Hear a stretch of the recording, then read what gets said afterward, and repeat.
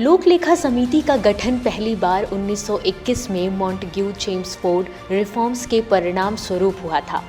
कार्यकारिणी परिषद के वित्त सदस्य इस समिति के सभापति हुआ करते थे। समिति को सचिवालय संबंधी सहायता तत्कालीन वित्त विभाग, वर्तमान में वित्त मंत्रालय की ओर से दी जाती थी। यह स्थिति 1949 तक बनी रही। अंतरिम सरकार के दिनों में वित्त मंत्री इस समिति के सभापति के रूप में काम करते थे और बाद में अगस्त 1947 में स्वतंत्रता प्राप्ति के बाद वित्त मंत्री सभापति बन गए। इससे विचारों की स्वतंत्र अभिव्यक्ति और कार्यपालिका की आलोचना पर स्वाभाविक रूप से रोक लग गई। 26 जनवरी 1950 को भारत का संविधान लागू होने के साथ ही लोक लेखा संबंधी समिति में उस समय परिवर्तन हुए जब यह समिति अध्यक्ष के नियंत्रण में काम करने वाली एक संसदीय समिति बन गई और उसमें निर्वाचित लोकसभा सदस्यों में से किसी एक को अध्यक्ष की ओर से गैर सरकारी सभापति नियुक्त किया गया। लोकसभा की प्रक्रिया और कार्य संचालन नियम के नियम 309(1) के ओर से वित्त मंत्री इस समिति के सदस्य नहीं रहे। समिति का गठन। लोक लेखा समिति अब प्रति वर्ष लोकसभा के प्रक्रिया और कार्य संचालन नियम के नियम 308 के तहत गठित की जाती है। लोकसभा समिति में 22 से अधिक सदस्य नहीं होते हैं। समिति में 15 सदस्य लोकसभा के होते हैं जिनका चयन लोकसभा के अध्यक्ष की ओर से किया जाता है।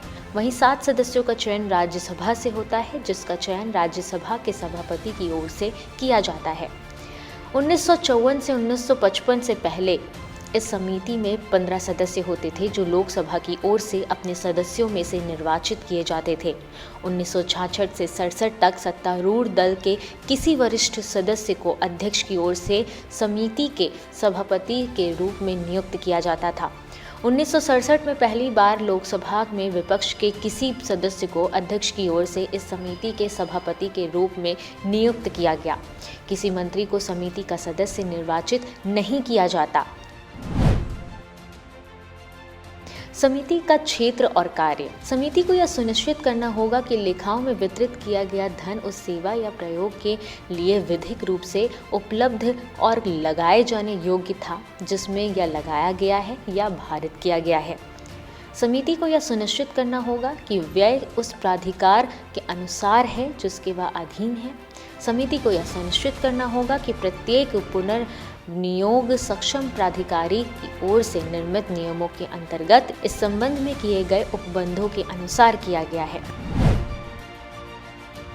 समिति का कर्तव्य। समिति का यह कर्तव्य होगा कि वह राज्य निगमों, व्यापारिक और विनिर्माण योजनाओं, संस्थाओं और परियोजनाओं के आय और व्यय को दर्शाने वाले लेखाओं के विवरण को तैयार करना। समिति का यह भी कर्तव्य है कि वह उन स्वायत्त और अर्ध स्वायत्त निकायों के आय और व्यय को दर्शाने वाले लेखाओं के विवरण की जांच करे जिनकी भारत के नियंत्रक और महालेखा परीक्षक की ओर से या तो राष्ट्रपति के निर्देशों के अंतर्गत या संसद की संविधि की ओर से लेखा परीक्षा कराई जा सकती है। समिति का यह भी कर्तव्य है कि वह उन मामलों में नियंत्रक और महालेखा परीक्षा के प्रतिवेदन पर विचार करें जहां राष्ट्रपति ने किन्हीं प्राप्तियों के लेखा परीक्षा करवाने या भंडारों के लेखाओं की जांच करवाने की अपेक्षा की हो। अभी तक समिति की ओर से कई विषयों पर चर्चा की जा चुकी है।